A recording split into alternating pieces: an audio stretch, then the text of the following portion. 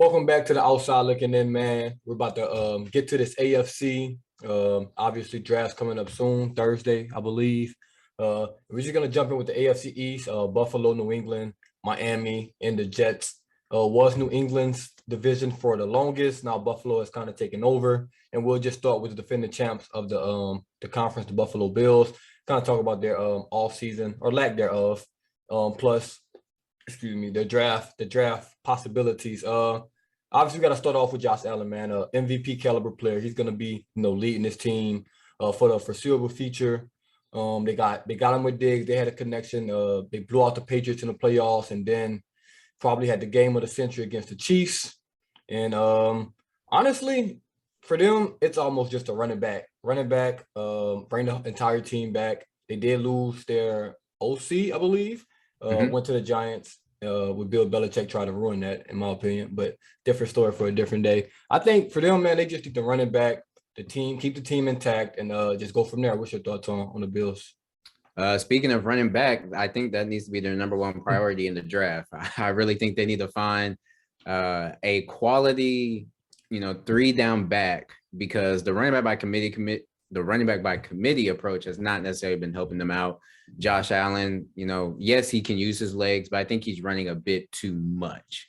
If you can at least have someone that is a capable running back that can run the ball and catch the ball, take some pressure off of Josh Allen, he only needs to run when he has to, that would be much better for your offense. And then secondly, on the defensive side, all they need is a pass rush, which they have, and they signed Von Miller. So that should definitely help them out because they were really lacking a pass rush. So outside of that, I agree with you.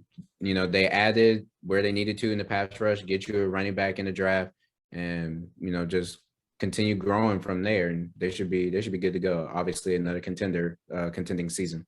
I think the first round pick they have, I think they're 21st.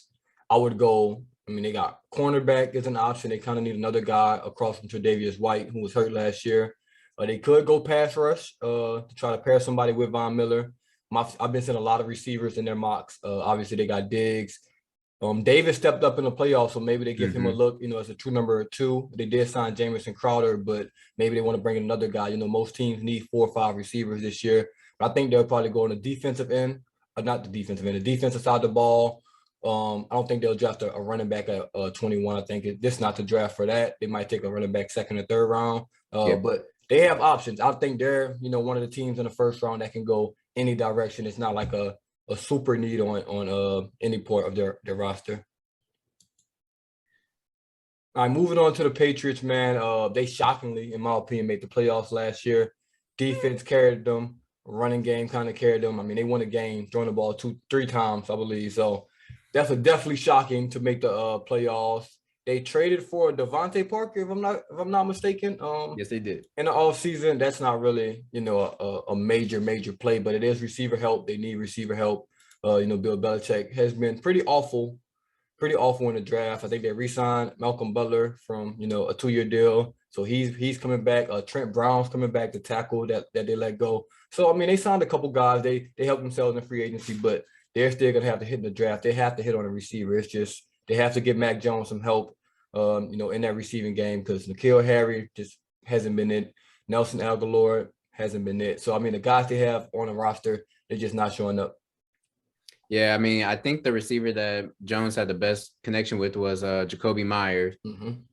Biggest knock on him is just that he just doesn't have like that elite speed. So, but I think him working in the slot and Parker on the outside would be good if you can get another young receiver to pair with Mac Jones that they can grow together. I think we even said, that last year at some point. But it's like, if you can do that, it's been working great, especially we've been saying, college quarterbacks with their college wide receivers. It's worked out so far. So grab somebody from Alabama.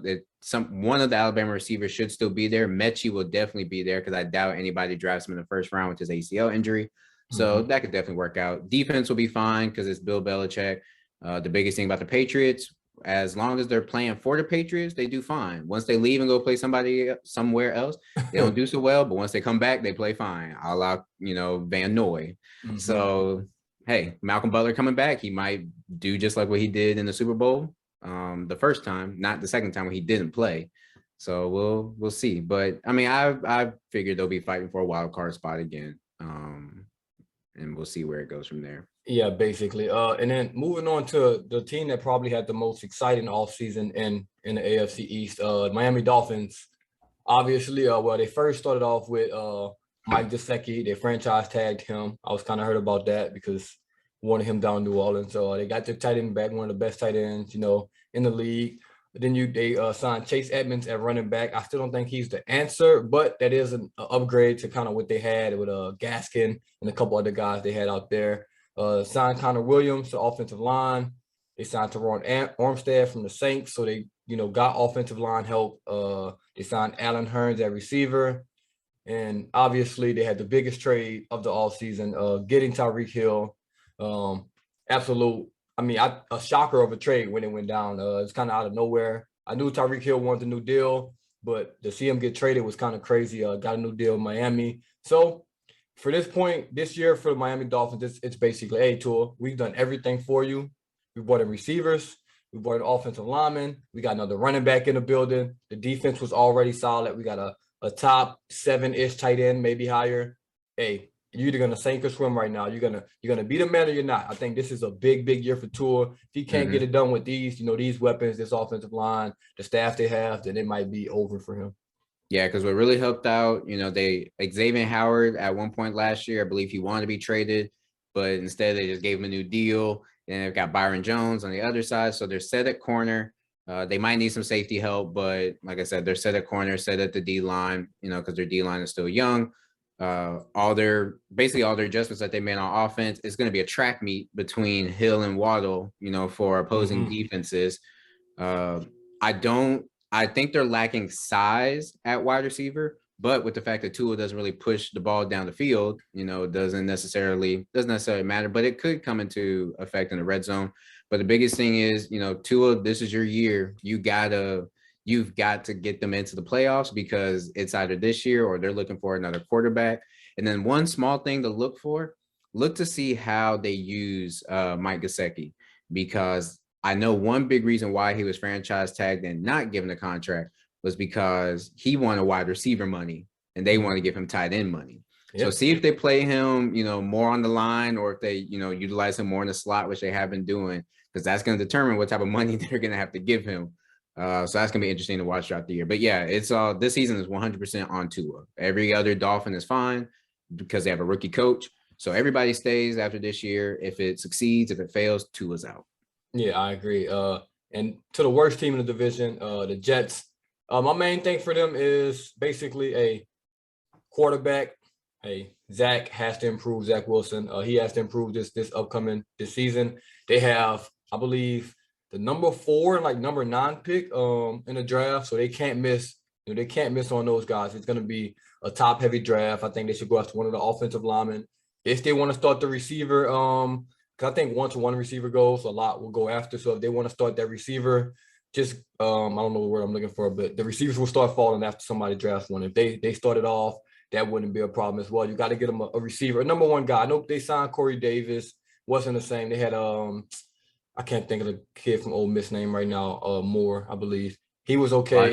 Elijah Moore, yeah. He was okay with them. But I still think we need a true number 1 guy, man. They can probably go Garrett Wilson, Chris Olave, Jameson Williams, Drake London. It's some guys out there in the top half of that first round. So if they want to draft a receiver, draft the offensive lineman, I think they'll have an excellent draft. But who knows what they'll do? They'll probably draft a corner and a D tackle because it's the Jets and you just can't take them serious.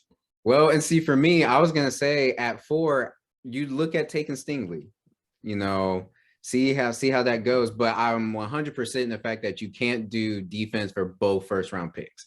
Like if you go defense, and really the only defensive player I would say to go with at number 4 is Stingley or Thibodeau if he falls. To them at 4. But if it's not one of those two, I would say go offense and then look at what you have at number 9, because I'm not even sure. If you don't get Hamilton at 4, you might be able to get him at 9, maybe. They don't have 9, they have 10, but same thing. So 10, so still same thing. You might, if you don't get him at 4, you might be able to get him at 10. It's a gamble at that point, but still, I don't think you can go defense twice. You definitely need to give some help for your rookie receiver or your rookie quarterback. But there's no playoff expectations here. You need to slow build this team. You know, don't be trying to make a big splash and trying to go for playoff right now, because your division's already technically loaded right now.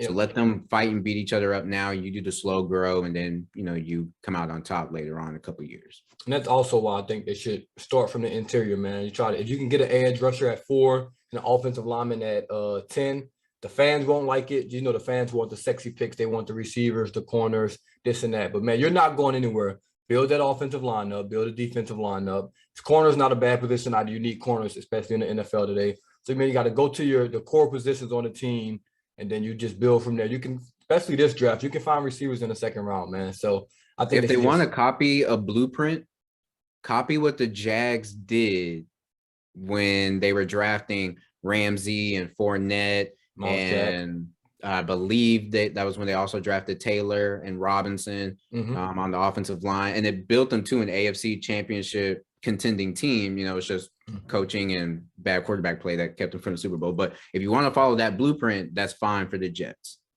Yep, I agree. I mean, the Cowboys kind of did it as well, even though they took Zeke at 4, but they built that offensive line up, got Dak in the 4th round, and they just went from there. Now you can get weapons, you know, all over the field, but they got to build that offensive line up, that defensive line, and that'll be good to go, man. But that'll wrap up the AFC East. Let us know what y'all think in the comments below.